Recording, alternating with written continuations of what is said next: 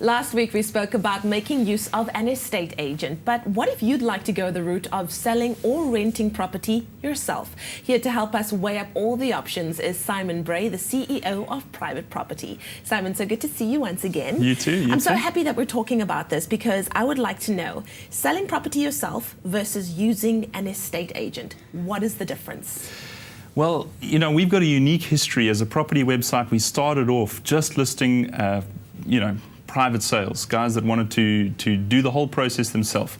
So we've got a long history working with people with that do-it-yourself mentality, and I want to control the whole process. But we've learned over a period of time that is only really 5% of the homeowner market in the country.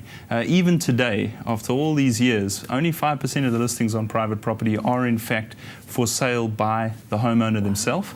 And I think the reason for that is it's a far more difficult process than people think when they start. There's a lot of things that are taken for granted in the role of the estate agent, and so what we've seen over time is that private properties come to represent the entire residential property market, not just private sellers. I once heard the statement, marketing is easy, but selling is hard. Do you agree with that? No, absolutely. Platforms like ours really do make the marketing part quite easy. If you list your property on our website, you're going to tap into millions of interested buyers straight away. So marketing your listing and advice around what pictures to take, floor plans, virtual tours, how to feature your listing in front of the right audience, all of that is easy to come by. But what is difficult are those parts of the process no one enjoys. Negotiating on this home that you've lived in for 15 years that you absolutely love, when the guy lowballs you. I mean, how do you react to that? A lot of people are just not equipped for those kinds of discussions. And people don't want to open their homes on a Sunday and sit there for 3 hours and have no one come. And, all of these tough parts of the process that no one really considers when they list their property. So, I'd agree. Marketing, easy.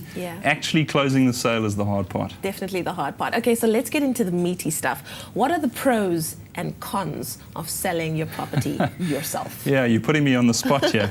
If you want to do it yourself, there are obvious benefits. The one that people often think of is this idea of cost. So you're going to save on agent commission potentially. Okay. The problem is a lot of do-it-yourself listers of property don't really know what to price the property at, and that's another key value that agents can bring. So sometimes they get that pricing wrong, and maybe the cost benefit isn't as real, but certainly you could save money if you're savvy and know what you're doing. You'd certainly control the process a lot more. It's your home. You can let people in whenever you like, whenever you're there. And then there's the knowledge about the home. So you know a lot more about the property and its history than anyone else would. So those are the pros. The cons, I mean, I've mentioned some of them already, but you've got to have the temperament to haggle. You've got to have the temperament to negotiate, because people are out there looking for a deal. I know. Just like you are.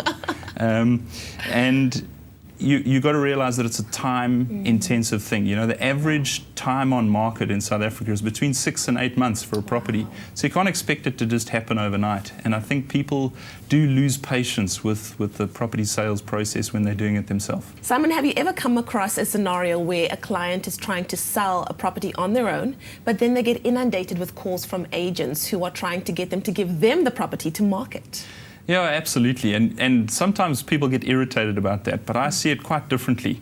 What are you ultimately trying to do? You're ultimately trying to sell your home. So you should be open to any type of deal, no matter where that deal comes from. So my advice to people selling their homes themselves is to be open to agent deals. So if an agent calls you up and says, listen, I've got a buyer, I'd love to bring them through the home, then make the home available and see if there's a deal to be done there. It's actually a great way to interact with agents. A large number of our sellers on private property that are doing it themselves end up selling through an agent. Before we go, we have to have Simon Bray's tip of the day.